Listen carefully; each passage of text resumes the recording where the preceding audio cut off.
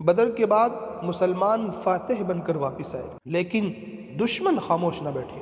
یہود اور مشرکین، مدینے کے بدو اور سابق قریش، چاروں طرف سے خطرہ پیدا ہو گیا۔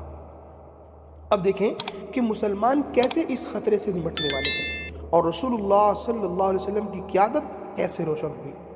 بدر کی فتح مسلمانوں کے لیے عظیم تھی، لیکن دشمن کے دلوں میں اور غصہ بڑھ گیا۔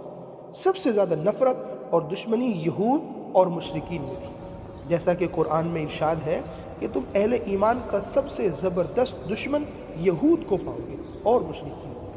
مدینے میں کچھ لوگ بظاہر اسلام اختیار کر کے در پردہ سازشیں کرنے لگے۔ عبداللہ بن ابی اور اس کے رفقا اسی گروہ میں شامل تھے۔ ایک چوتھا گروہ بھی تھا، مدینے کے گرد و پیش کے بدو۔ یہ لٹیرے اور رہزن تھے، انہیں خطرہ تھا کہ مسلمانوں کی حکومت سے ان کی لوٹ مار بند ہو جائے گی، بس یہ بھی مسلم دشمن بن گئے۔ نتیجہ یہ ہوا کہ مسلمان چاروں طرف سے خطرے میں آ گئے۔ ہر دشمن نے اپنی حکمت عملی کے مطابق مسلمانوں کو کمزور کرنے کی کوشش کی۔ اہل مدینہ نے اسلام کا اظہار کیا، لیکن درپردہ سازشیں اور دسیسہ جاری رہی۔ یہود نے کھلم کھلا رنج و عداوت ظاہر کی، اہل مکہ نے انتقام کی دھمکیاں دی، اور سال بھر بعد یہ سب عملاً مدینے پر حملہ کر گئے، جو تاریخ میں غزوہ احد کے نام سے جانا گیا۔ مسلمان ان خطرات کے باوجود منظم رہے، اور نبی کریم صلی اللہ علیہ وسلم نے اپنی قائدانہ صلاحیت سے مدینے کی حفاظت کے لیے جامع منصوبے بنائے۔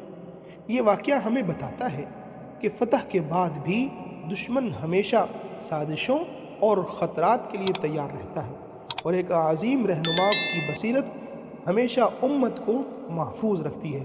یہ نبی پاک صلی اللہ علیہ وسلم کی حکمت اور بصیرت تھی کہ ایک قائدانہ صلاحیت کے ساتھ مسلمانوں کی قیادت کی، اور مدینہ کی بھی حفاظت کی، اور تمام کے تمام مسلمانوں کی عزت اس کا بھی خیال رکھا، اور ہر طرف سے ہونے والے ان حملوں کو انتہائی زیادہ حکمت اور بصیرت کے ساتھ ان کا مقابلہ کیا گیا، اور اسلام کے پرچم کو بلند کیا گیا۔ صحابہ رضی اللہ عنہم اجمعین نبی کریم صلی اللہ علیہ وسلم کے نقش قدم پر چلنے والے، نبی علیہ الصلوۃ والسلام کے ساتھ چلنے والے، ہر وقت اسلام کے لیے، نبی پاک صلی اللہ علیہ وسلم کے لیے، اعلاء کلمت اللہ کے لیے اپنے آپ کو پیش رکھتے تھے، جس کی وجہ سے رسول اللہ صلی اللہ علیہ وسلم نے اسلام کو بلندیوں کی اعلیٰ چوٹیوں پر پہنچایا۔